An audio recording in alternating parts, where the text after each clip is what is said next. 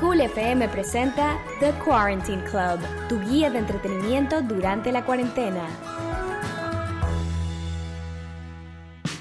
Hola a todos, bienvenidos a The Quarantine Club. Soy su host Mónica Gronchi y es un placer estar con ustedes este miércoles 11 de noviembre, miércoles de misterio, y para eso me acompaña obviamente mi co-host de los miércoles y jueves, Cedric Miró. Cedric, ¿cómo estás?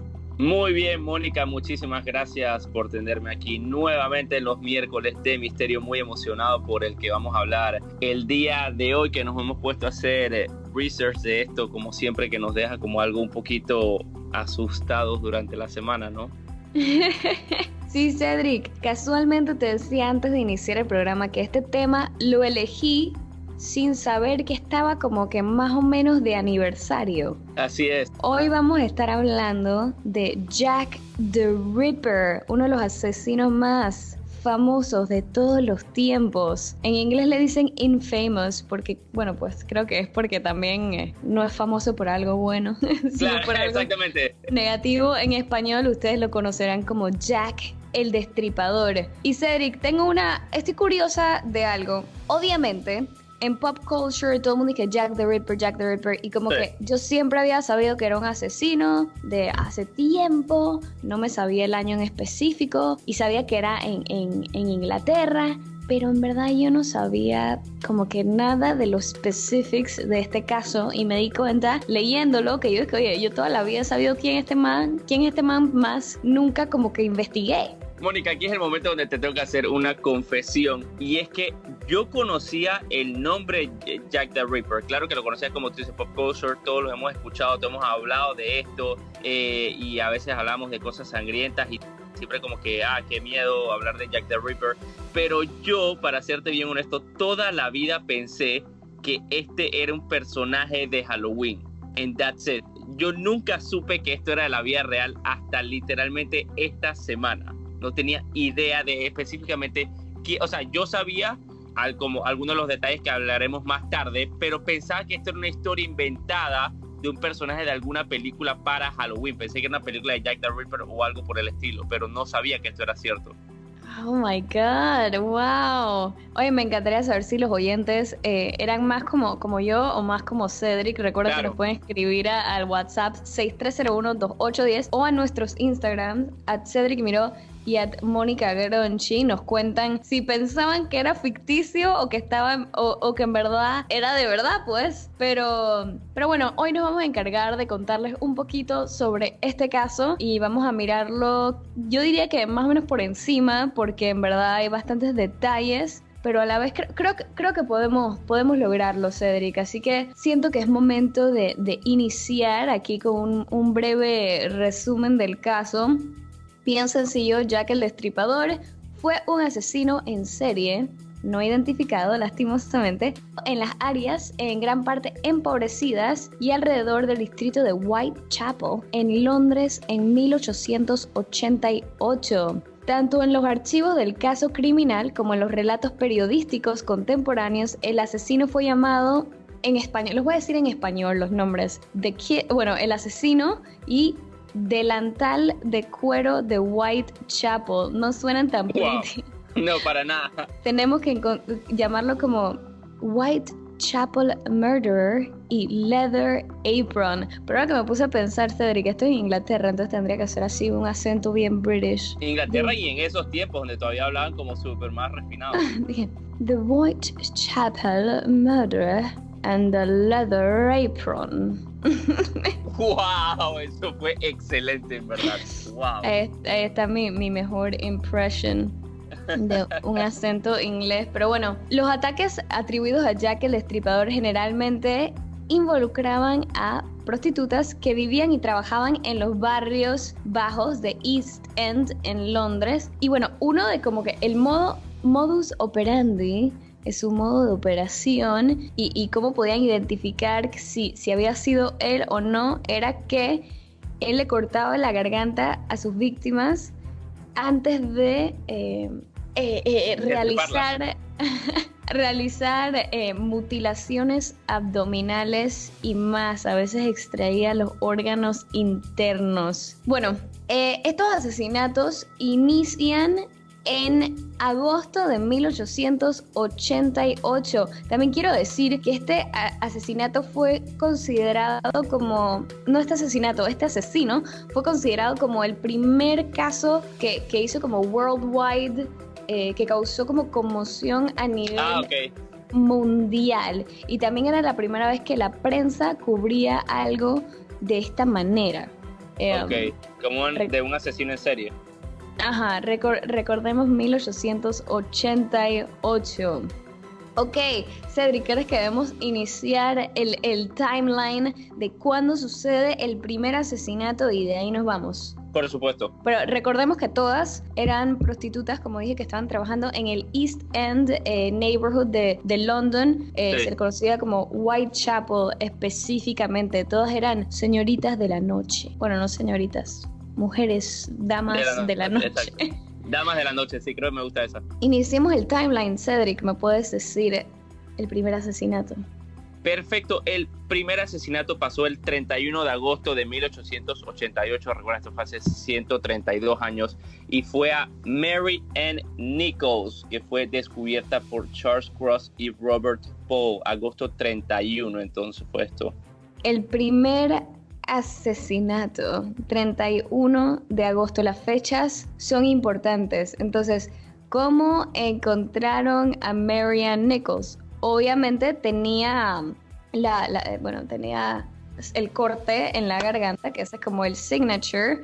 Tenía cortes súper profundos, tanto así que, o sea, el corte llegaba hasta la vértebra.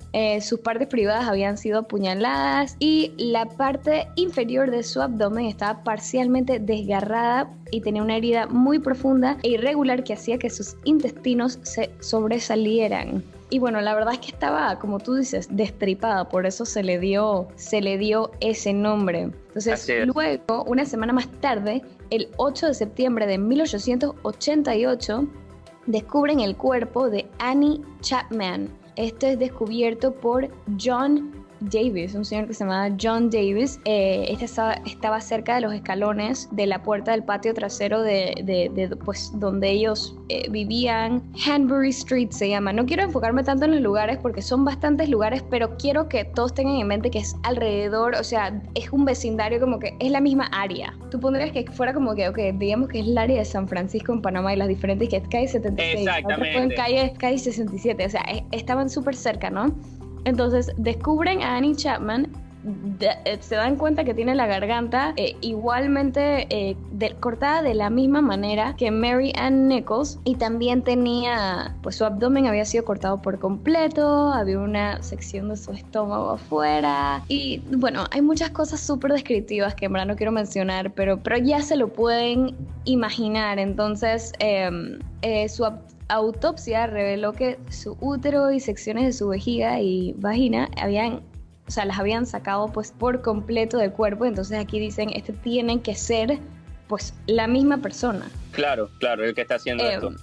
Sí, y es con este asesinato que el doctor George Baxter Phillips, que era como ellos le llaman el police surgeon, pero es como el cirujano, yo diría que es más como que el que realiza el postmortem. Exactamente, que creo que como el forense, ¿no? El forense. El médico forense, en ese tiempo police surgeon, sugiere que por la manera en que estaban todas las incisiones y cómo los órganos habían sido sacados, que este asesino era posiblemente un doctor o alguien que poseía conocimientos básicos de anatomía. Entonces ya recuerden, 31 de agosto y 8 de septiembre. Luego entonces, el 27 de septiembre llega una de las mayores pistas de este caso, y también de una manera bastante extraña, y es porque llega en la manera de una carta que envían, una carta muy famosa. La carta se le conoce como la carta de Dear Boss, porque así es como empieza la carta, Dear Boss. Y en esta carta es muy importante porque aquí es donde el autor de la carta firma como Jack the Ripper, es decir, en este momento es que sabemos, o ahí le colocan el nombre entonces de Jack the Ripper, que él mismo se dio mandando esta carta. Es una carta bastante peculiar. ¿Será, Mónica, que les contamos un poquitito de lo que dice la carta? Sí, ¿por qué no leemos un pedacito de la carta? Es un lenguaje, como tú dices, un poco peculiar y como macabro. No sé qué parte quieres leer, porque él hacía afirmaciones ahí que como que él iba a seguir matando, decía que odiaba a las prostitutas, decía que le encantaba su trabajo, dice que en verdad quería escribir esta carta con un poco de sangre que tenía de las víctimas anteriores, pero simplemente se secó y no pudo. Y bueno, él aquí dice que a su próxima víctima le iba a cortar la oreja y se la iba a enviar a la policía. No sé si quieres leer como algún quotation. Sí, es que me interesa, no es una carta tan larga, me interesa, ponte ciertos extractos. O sea, mira cómo empieza la carta, dice: querido jefe, no sabemos por qué le está llamando querido jefe. Dice: querido jefe, constantemente oigo que la policía me ha atrapado, pero no me echarán mano todavía. Me he reído cuando parecen tan listos y dices que están tras la pista correcta. Ese chiste sobre mandil de cuero me hizo partir de risa. O sea, esto es una burla realmente a ellos. Se lo está mandando para burlarse y decirles: todavía estoy afuera y no me van a atrapar encima de todo. Sí, dice que al final decía: no se molesten si le doy mi nombre profesional, Jack the Ripper. No estaba bastante bien para enviar esto antes de quitarme toda la tinta roja de las manos, que o sea, se supone que era la sangre. Dice: maldita sea, no ha habido suerte todavía. Ahora dicen que soy médico, jajaja. Ja, ja. O sea, hasta escribe risas en la carta. Qué interesante esto, ¿no? Sí, y bueno, esto fue el 27 de septiembre, o sea, ya dije 19 días después del segundo asesinato. Así es. Entonces, ahora quiero decir un último evento en este timeline antes de nuestro corte comercial. El 1 de octubre de 1888, esta carta la enseñan al público y es como publicada, pues. Y muchos de, no quiero decir la audiencia, pero mucha gente empieza a decir que esta carta es una fabricación por parte de los periodistas para obtener pues más como el spotlight de este caso, pero esto fue un fast forward a octubre 1 y esto es importante. Síguenos en Instagram @TheQuarantineClubCoolFM. Hoy estamos hablando de un asesino súper famoso que en verdad no conocemos su identidad. De nuevo, Cedric, aquí algo no resuelto, pero igual hoy les tenemos unas cuantas teorías y posibles sospechosos que a través del tiempo han sido worth looking at. Algo que olvidé mencionar al comienzo es que estas 5 víctimas que son atribuidas a Jack the Ripper se les conoce como 5 canónicos, los asesinatos canónicos. Y esto es importante porque estos 5 son los que se le atribuyen a él porque el modus operandi era bastante similar y como que el patrón decía: esto tiene que ser la misma persona, pero igual se cree que Jack the Ripper pudo haber sido responsable por hasta 11 que también ocurrieron alrededor del área, alrededor de ese mismo tiempo. Pero bueno, estos 5 canónicos son los que están como oficialmente atribuidos a él. Ya mencionamos en el primer bloque la primera muerte, Mary Ann Nichols, el 31 de agosto, Annie Chapman, el 8 de septiembre, y culminamos diciendo que reciben una carta firmada por Jack the Ripper en septiembre 27 de 1888, y luego hice un time jump, que esta carta fue publicada el 1 de octubre, y esto es un dato importante porque Cedric, vamos a volver una noche antes del 1 de octubre. Suceden 2 asesinatos. Así es, entonces esto fue el 30 de septiembre y esto, o sea, cabe destacar que esto fue 3 días después entonces de que Jack the Ripper envió esta carta. Encuentran los cuerpos de Elizabeth Stride y de Catherine Eddowes. Esto fue en la madrugada del 30 de septiembre. A Elizabeth Stride la encontraron alrededor de las 3:40 de la mañana. Tenía un corte en la garganta que se dice que le dañó la arteria. Sin embargo, esta es la primera víctima que no presentaba incisiones en el abdomen, es decir, no se le hizo nada. Por eso la gente empezó a preguntarse si de verdad podía ser obra de Jack el Destripador. Pero aquí es donde viene la parte curiosa, que entonces horas más tarde, ya en la mañana, encuentran el cuerpo de Catherine Eddowes y a ella sí la encuentran. Dime.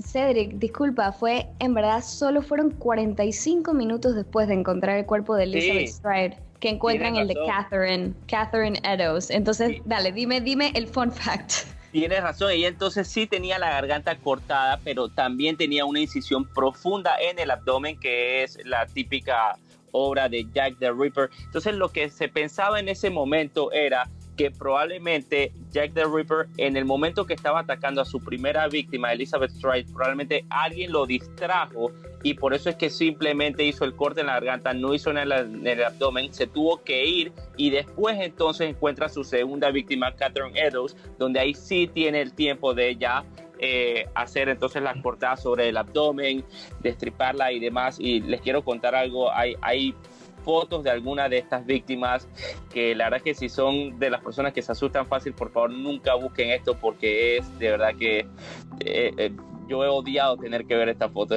Hay como sketches de esos momentos también, y lo que tú dices es muy interesante porque recordemos que los asesinos usualmente como que es una víctima, pero como dijo Cedric, fue que él fue como interrumpido, además que él mataba como que en medio de los callejones y la calle, entonces si venía alguien caminando, entonces yo creo que como él no pudo satisfacer ese como deseo, él dije, tiene que ir a completar a alguien más. Entonces esta misma noche te da la primera pista oficial en todo el caso. Alfred Long, un señor que vivía por ahí, encuentra un pedazo del delantal de Catherine Eddowes y en la pared, él encuentra el delantal en el piso y en la pared, cerca de donde estaba el pedazo de delantal, ahí había un graffiti con tiza, un graffiti en esos tiempos era con tiza, que decía: "The Jews are the men that will not be blamed for nothing". Y en español esto es: los judíos son los hombres que nunca van a ser culpados por nada. Digo, en estos tiempos y en esta área era muy común el antisemitismo, entonces estaba un poco unclear si este mensaje lo había puesto el asesino o si es que ya estaba ahí, o que al asesino se le cayó un pedazo del delantal. Pero bueno, la cosa es que encuentran este pedazo de delantal todo ensangrentado y dicen, bueno, esto puede sugerir que este man se conoce bien esta área y seguro es porque vive en esta área. Entonces claro, eso fue como lo que pudieron deducir de ese pedazo, pues, de esa pequeña pista. Ahora, hay algo extraño que pasó con esta pista. De repente lo podemos mencionar más adelante cuando hablemos de la investigación policial. Pero pasó algo muy extraño con esta víctima.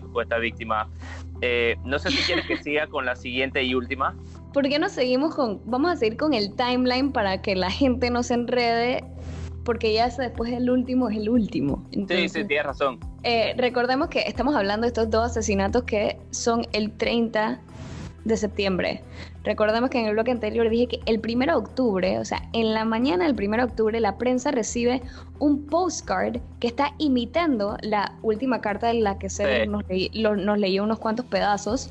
Y lo que pasa es que esta carta fue recibida en la mañana después de este doble asesinato, lo que significaría que posiblemente sí era de parte del asesino, porque era el único que podía saber que estos dos asesinatos habían ocurrido solo unas horas antes o en las horas de la madrugada. ¿Qué pasa? Que también se dice que pudieron haber sido los periodistas, pero tenemos que recordarnos que esto eran los 1800, las noticias no viajaban tan rápido, así que es un poco cuestionable si esta fue como un copycat, si fue creada por la prensa para atención o si en verdad fue de parte del asesino. En verdad nunca se supo.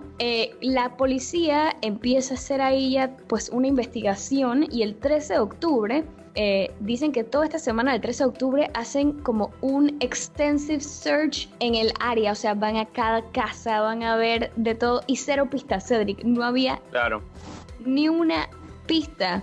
Hay un evento más antes del último asesinato del que nos puedes hablar. El 16 de octubre, 3 días después, George Lusk, que era el jefe o el encargado, como el head del comité de vigilancia, era un comité de vigilancia que se llamaba Mile End, que habían creado en esta vecindad porque, ya sabes, estaban muriendo las mujeres, hicieron como hacen en las películas de que en los neighborhood gringos de que neighborhood watch, que todo el mundo está como pendiente a ver si ve algo o algo así. La La cosa es que al jefe de este comité le llega una carta que el título era From Hell, desde el infierno. Y esta carta, obviamente con un lenguaje similar a las otras, también llega una caja con un riñón humano que se supone que era de Catherine Eddowes, o sea, una de las víctimas del 30 de septiembre. Y obviamente se le puso como que mucho spotlight a esta pista. Dije, ¿esto qué es? La verdad, se le hizo un examen forense y todo.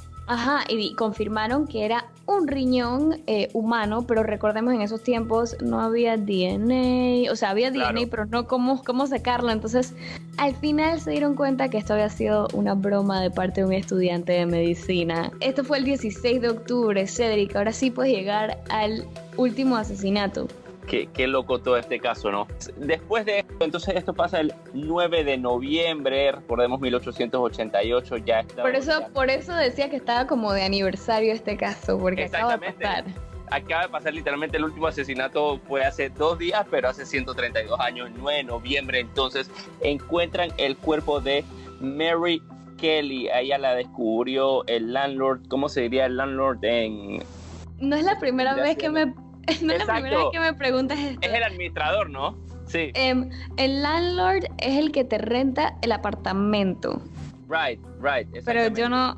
Ay, gente, en español, landlord, el que te renta el apartamento. Ay, a la vida, estoy blanking, Cedric. Pero bueno, el asistente del landlord continúa. Exactamente, el asistente del landlord fue entonces el que la encuentra a las 10:45 de la mañana. La encontró en su cuarto en el que le estaban rentando. Y se dice que es de los peores o mejor asesinato que está confirmado de él, de Jack the Ripper, porque es el más sangriento de todos. A ella sí tiene el típico corte en la garganta, pero el corte va desde la garganta hasta la espina dorsal y le habían extraído todos los órganos abdominales y el corazón. Además, una de las cosas que mencionaban bastante de esto es que aquí puedes ver como este es el único asesinato que pasó dentro de una casa o dentro de un apartamento. Aquí puedes ver lo que podía hacer Jack the Ripper cuando tenía el tiempo disponible para entonces hacer lo que él quería, porque recordemos, los demás lo hacían en la calle. Ya hablamos de que en uno quizás hasta lo interrumpieron y se tuvo que ir y buscar a otra, pero ¿qué tanto puedes hacer con un cuerpo estando en la calle, a veces hasta a plena luz con del día, gente ahí? Con gente ahí caminando alrededor y tal en estos barrios. Entonces aquí sí no se sabe desde qué hora pudo haber entrado a este apartamento, pero entonces por eso hizo este acto. Se dice que de hecho el cuerpo apenas era reconocible. Y de estas sí hay fotos y es horrible. Sí. Digo, sabemos que la calidad no es disque la mejor porque obviamente era 1888, pero bueno, la cosa es que ya estaba irreconocible, le había sacado, dije, todos los órganos, o sea, fue horrible. Entonces, esta fue la última víctima, el 9 de noviembre de 1888, Mary Kelly. Fue la número 5 en los asesinatos canónicos, como mencioné, pero recordemos que él pudo ser responsable por 11 en total. Sé parte del club más entretenido, The Quarantine Club, tu guía de entretenimiento durante esta cuarentena. Hoy Cedric y yo estamos hablando de Jack the Ripper o Jack el Destripador. Cedric, ya cubrimos como el timeline de los asesinatos que son aceptados como que, oficialmente estos fueron por el mismo individuo. Hablamos de los 5 asesinatos canónicos. El 31 de agosto, Mary Ann Nichols. El 8 de septiembre, Annie Chapman. El 30 de septiembre, Elizabeth Stride y Catherine Eddowes o Catherine Eddowes. Creo que siempre lo dijo mal. Sí, pero, ¿no? Y el quinto asesinato fue el 9 de noviembre de 1888. Mary Kelly. Recordemos que eran súper gruesome y sangrientos. Y bueno, por algo el nombre de Jack el Destripador. Ahora, Cedric y yo les tenemos como un poquito sobre las personas que a través de la historia han considerado como sospechosos y un poquito de por qué. La verdad es que hay como 8 prominentes, pero bueno, voy a iniciar un poquito con los avistamientos de Jack the Ripper, porque también recordemos que en 1888, cuando estabas haciendo una investigación, tenías que rely en la gente que estaba alrededor. Dije, ¿y tú qué viste? ¿Y tú qué viste? ¿Y quién era? Exacto. Era todo, la investigación dependía más que todo de lo que decía la gente que había visto. Sí, y tú sabes que casualmente decía mi hermana que ha estado con nosotros en este programa siempre para hablar de ciencia forense y un poquito sobre estos procedimientos. Y ella dice que hoy en día eso de que los eyewitness no son nada. O sea, que es como que... ¿De verdad? Nunca puedes incriminar a alguien. Dije, es que yo lo vi ahí ese día, porque todo el mundo puede mentir. Y ya dije, eso ya ni siquiera es como válido. Claro, bueno, de hecho, Mónica, tenemos que decir un fun fact de esta investigación, y es que también se dice, de hecho, como hablamos de esto hace una semana, que también había pasado en otro de los casos que mencionamos, dice que la policía estaba recibiendo a veces hasta 700 cartas de las personas, divididas en dos categorías. Unas personas que habían dicho que lo habían visto o les está indicando a la policía cómo proceder en el caso, cómo investigar, qué buscar y tal. O sea, le están diciendo cómo hacer su trabajo. Y otras cartas, entonces, la segunda categoría era las personas que se adjudicaban ser Jack the Ripper después de cada asesinato. Entonces, imagínate, estar recibiendo hasta 700 cartas. La policía se tiene que estar volviendo loca de estar leyendo y leyendo y leyendo tanta información. La verdad es que sí, está como en el caso del Unabomber, que hablamos. Correcto. Que te acuerdas que recibían de que 1000 llamadas al día. Correcto. Y es como que, ¿qué tanto puedes creer? Entonces, según estos avistamientos o eyewitnesses, testigos ahí que estaban por ahí, decían esto sobre Jack the Ripper. Un hombre entre 25 y 35 años, medía entre 1,65 m y 1,70 m, o sea que no era muy alto. Uh-huh. Era un hombre, lo describían como bajo pero fuerte, porque obviamente para poder agarrar a una mujer y hacer todo eso tenía que tener pues obviamente fuerza. Dice que era de complexión pálida y que tenía un bigote. Y Cedric, y aquí viene lo que tú siempre te imaginas como un personaje de Halloween, o por eso creías que era ficticio, porque siempre está descrito como que tiene un overcoat negro, como un saco negro como largo, y un top hat negro. Esto es como bigote. Una caricatura dibujada. Hagamos un forward, yo le digo flash forward, pero en verdad es un time jump a 1903.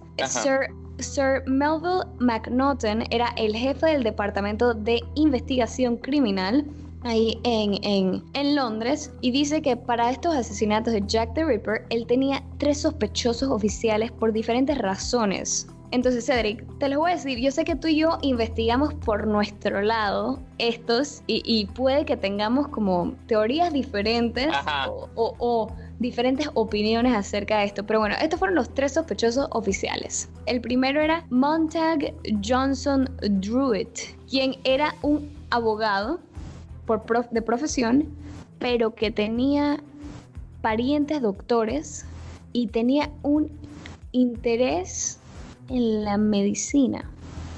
Esto es importante. Decía que él estaba... La traducción directa o literal sería loco sexualmente, o sea que tendría tendencias un poco extrañas, y recordemos que todas estas eran prostitutas y que todas habían sido mutiladas también en sus partes privadas y todo esto. Entonces también era considerado un sospechoso oficial, no solo por eso que tenía parientes doctores, estaba interesado en la medicina. Recordemos que ellos dijeron que a lo mejor era doctor por este conocimiento de anatomía, pero también Montague Johnson Druitt fue encontrado muerto 4 días después del último asesinato. Entonces esto decía como que porque los asesinatos pararon. Entonces... Esa es una de las mayores pistas, que los asesinatos pararon. Este fue el último asesinato que se le adjudicó de verdad Jack the Ripper. Entonces por eso pienso que es casualidad que justamente ya esta persona murió 4 días después y entonces no pasó más nada. Pero lo que me parece a mí extraño de este sospechoso es que a él lo encontraron en un río. Se dice que probablemente se suicidó, pero muchas personas comentaron que probablemente el cuerpo ya tenía semanas estando en el río, o sea que no pudo haber cometido el último asesinato si ya se había suicidado desde hace varias semanas. Exacto, así que por eso es que hay otros sospechosos. El segundo se llama Michael Ostrog, quien era un doctor ruso, doctor ya, si era doctor ya, encaja. Exactamente, estaban buscando muchos médicos, claro. Que era... estuvo en se le dice asylum, en español a la bruta palabra es de que un loquero, pero en verdad un hospital psiquiátrico. Él había permanecido mucho tiempo ahí y decían que tenía tendencias homicidas, pero dije a quién había matado, sino que tenía homicidal tendencies. Entonces como que fue un sospechoso que tenían ahí en la lista, pero nunca hubo algo como que strong enough para decir este man fue. Entonces el tercer sospechoso de parte de Melville McNaughton, el jefe del Departamento de Investigación Criminal, dijo que era Aaron Kosminski, que era un judío que había también estado en un asylum, en un hospital psiquiátrico, que poseía mucho odio hacia las mujeres, especialmente prostitutas. Entonces ahí ya iban como que bastantes, como que, odio hacia las mujeres, pero digo, o sea, ¿cuántos hombres no habían claro. en ese tiempo? Entonces eran como que esta evidencia, pero en un libro que no es, dije, súper nuevo, pero no es tan viejo, el autor del libro, o un libro contemporáneo, vamos a decir, Russell Edwards, el escritor, dijo que él tenía la prueba de que Aaron Kosminski era Jack the Ripper. Después de tantos años, dice que él tenía una parte de un chal que tenía Catherine Eddowes la noche que fue asesinada, y que en el chal había sangre y semen. Sangre de Eddowes y semen de Jack the Ripper. Entonces, la cosa es que, para no echarles el cuento largo, este man contrata a un doctor especializado en nomenclatura molecular para que hiciera, dije, unos test con los descendientes de esta persona y esta persona, y para ver qué salía. Y la cosa es que hubo un error en la nomenclatura, que lo probaron después de que el libro fuera publicado, pero dijeron, esta es la prueba de que el man era Jack the Ripper, pero al final se dieron cuenta que había un error, y simplemente, para hablar de nomenclatura no estoy, dizque, súper segura, pero vamos a decir que el número que ellos necesitaban era 3.14, pero el número real era 3.15, entonces decía que todo el mundo podía ser descendiente, claro. era como un DNA universal, no sé qué, y la cosa es que, bueno, esta teoría fue shut down. Cedric, creo que es momento de un corte. Tengo otros sospechosos que ya no son oficiales por parte de algún investigador, pero que bueno, que a través de los años han sido... Sí, se ha ido hablando de ellos, claro. Y yo te voy a decir, en los que vienen, Cedric, quién yo creo que fue. Ok, me gusta esta parte. Esta es mi parte favorita de los miércoles misterio. Sé parte del club más entretenido, The Quarantine Club, tu guía de entretenimiento durante esta cuarentena. Hoy estamos hablando de Jack the Ripper y Jack el Destripador.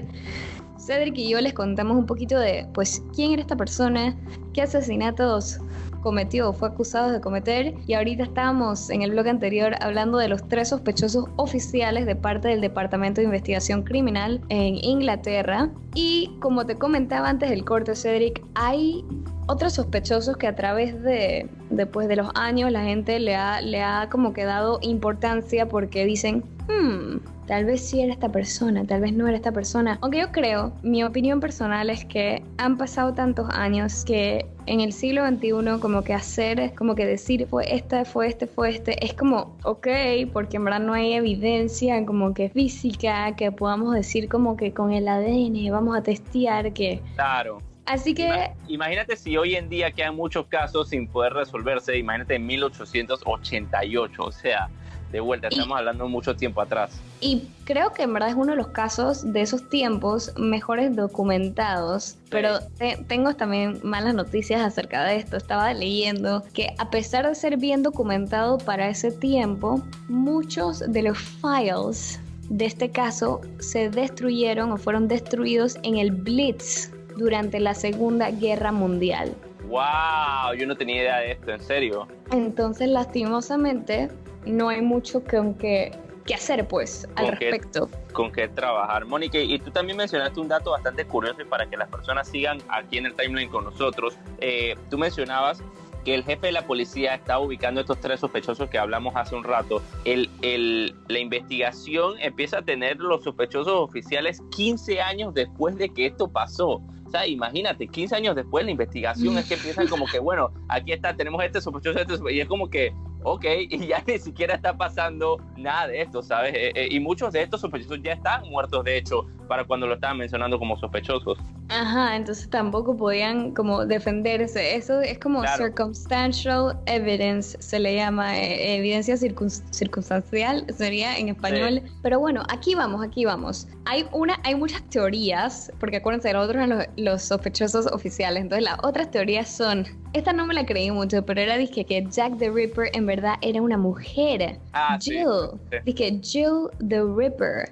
Y que esta mujer era una midwife. ¿Cómo se le dice a las midwives en español? Que asisten en el parto. Esto tiene un nombre.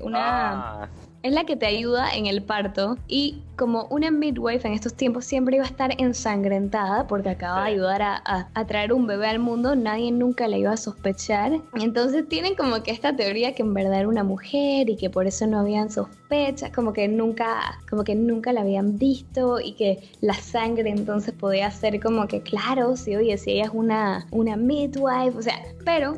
Está raro. Casi todos los eyewitness y los avistamientos decían que era un hombre, pero bueno, es una teoría ahí como que interesante.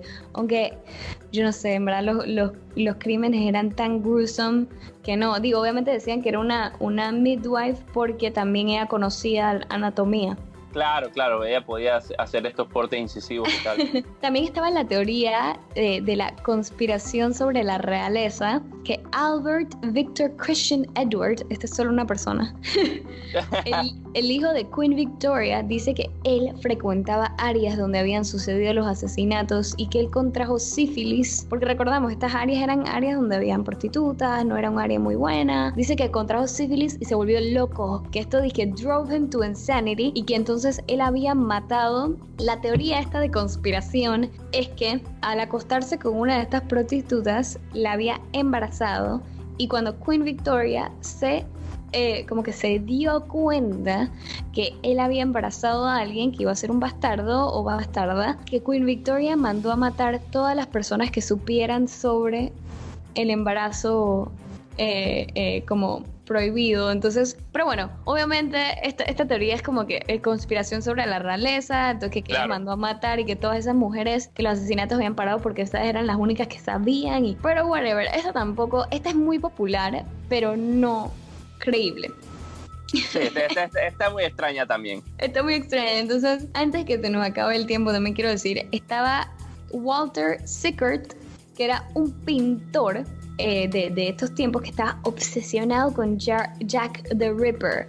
Una vez más, una escritora, recordemos que en el tercer sospechoso oficial hubo un escritor que dijo que él tenía la última pieza que tenía ADN, whatever. Esta es una escritora que se llama Patricia Cornwell de Inglaterra. Dice que se gastó millones de libras comprando pinturas de Walter Sickert y cartas de Walter Sickert con las que ella pudiera comparar con las de Jack the Ripper y ver si o sea, el man era un rarote que estaba obsesionado con Jack the Ripper, y ella pone en su libro por qué él es Jack the Ripper, pero también como que es como que debatable. Dije, sí, ok, era raro y podía que estuviera obsesionado con este asesino más...